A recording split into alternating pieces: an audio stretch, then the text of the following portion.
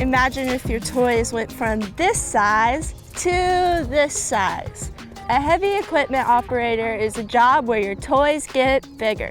Today we're going to see these machines up close and in action. That's why I'm here in Montezuma, Kansas, the headquarters of MJE, a construction company that builds roads, infrastructure projects, feed yards, dairies, and other agricultural facilities in multiple states.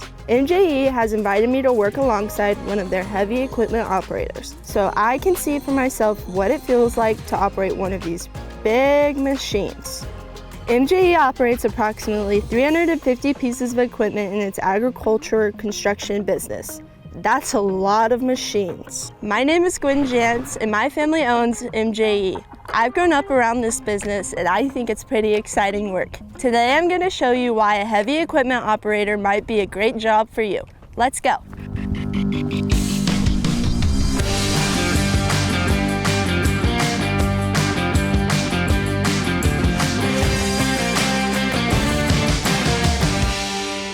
I would like to introduce you all to Gabriel, a heavy equipment operator at MJE. Gabriel, thanks for hosting us today near Lewis, Kansas, where our team is building the new Twin Circles Dairy, a huge dairy operation that when it's done will milk 20,000 cows a day. You're welcome. Yes, we're very proud of the project we've got going on here. It'll allow us to see some of the big equipment at work. These machines get very large and pretty expensive. The machines are really what attracted me to come work at MJE. I've always loved things like muscle cars and motorcycles. I love the raw power and excitement that comes with operating them. When I first started working here, my co-workers started by teaching me how to use some of the smaller machines that perform simple tasks, like a tractor, a packer, or a water truck. The goal is to get comfortable with huge and heavy equipment on a busy work site. Once I mastered those machines, then they started to teach me how to use the big ones, like the scrapers, excavators, blades, and laser planes. With experience and time, the intimidation went away, but feeling the machine's power doesn't go away. This job is where you have to be focused, careful, and aware at all times. So what do you use these machines for? To move dirt. Wait, that's it?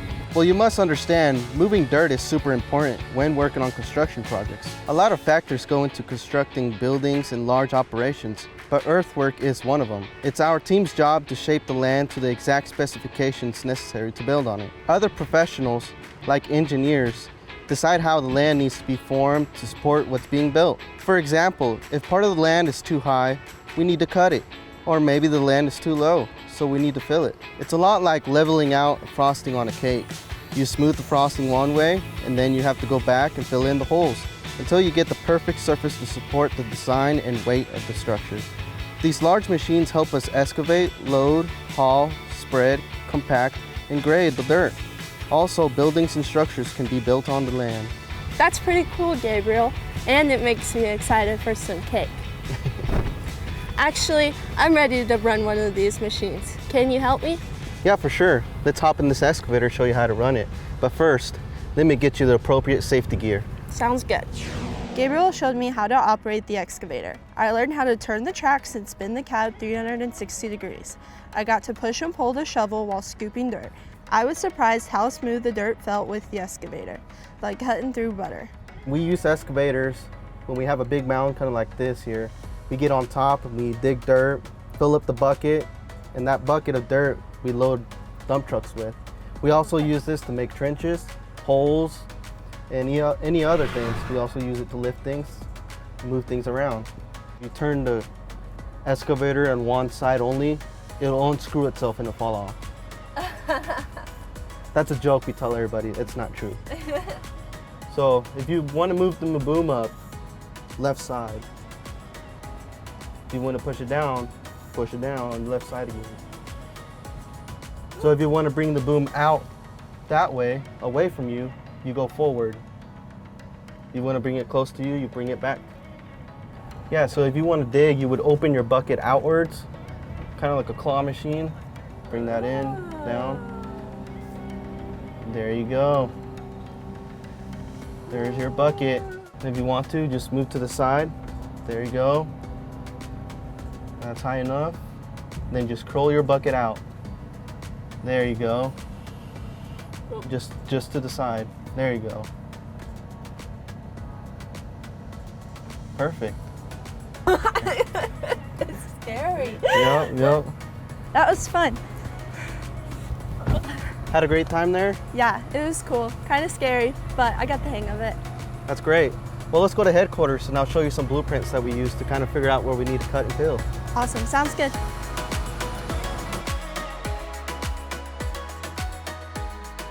We went back to MJ headquarters and Gabriel pulled up software to show me the information the equipment operator has in the field to know where to cut and fill the ground.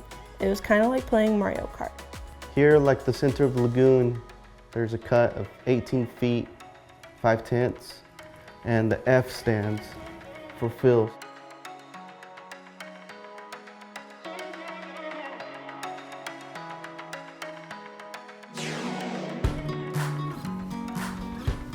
What do you think? There's so much going on. I never realized how much we had to change the land to be able to build on it. Gabe, you have a really cool job. How did you get into it? Good question. I grew up in southwest Kansas. After high school, I attended trade school in Tulsa, Oklahoma to become a welder. When I was done, I moved back home and I worked several different jobs related to building and making things. One day I saw MGE's machines working on a site and thought to myself, hey, that would be cool to run one of those. I applied and they hired me quickly. I've worked here ever since. It's been a great fit. The pay is good and the work allowed me to travel to see new places, people, and lots of different kinds of food. Not to mention that my 2 little kids think it's cool that Dad works with these big machines. It's funny to think back to when I was their age, playing with toy trucks. I never would have imagined getting to operate one. Do you think you'll be a heavy equipment operator for the rest of your career? What I love about MGE is that there's so much to learn, and they're very open to teaching team members how to do new things. I know that over time I'll keep moving up and gaining more responsibility. Eventually, I'd love to be in charge of my own crew. Well, I can tell someday you'll be a great leader. Thank you. Let's go look at some more equipment. All right. So what classes or activities would you recommend to a young person who wants to be a heavy equipment operator?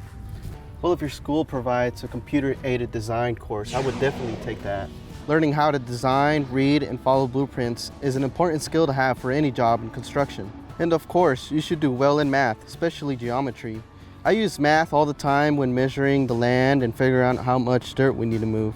Beyond those things, I suggest any type of craftsmanship type classes, like woodworking, pottery, welding, or even baking. Any type of classes or clubs that will help grow your skills in the following directions and building things are good. Clubs like FFA can also give you hands-on experience with this kind of work.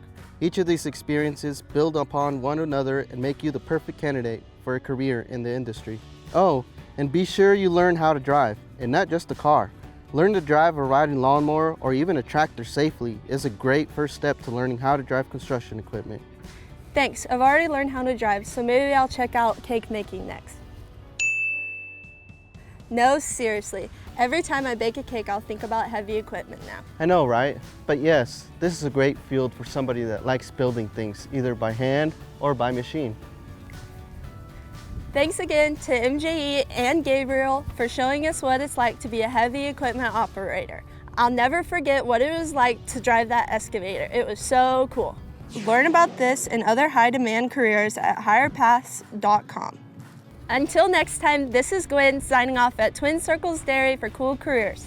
Have a good day. What do you think? There's so much going on. I've never realized how much we had to change the land to be able to build on it. Get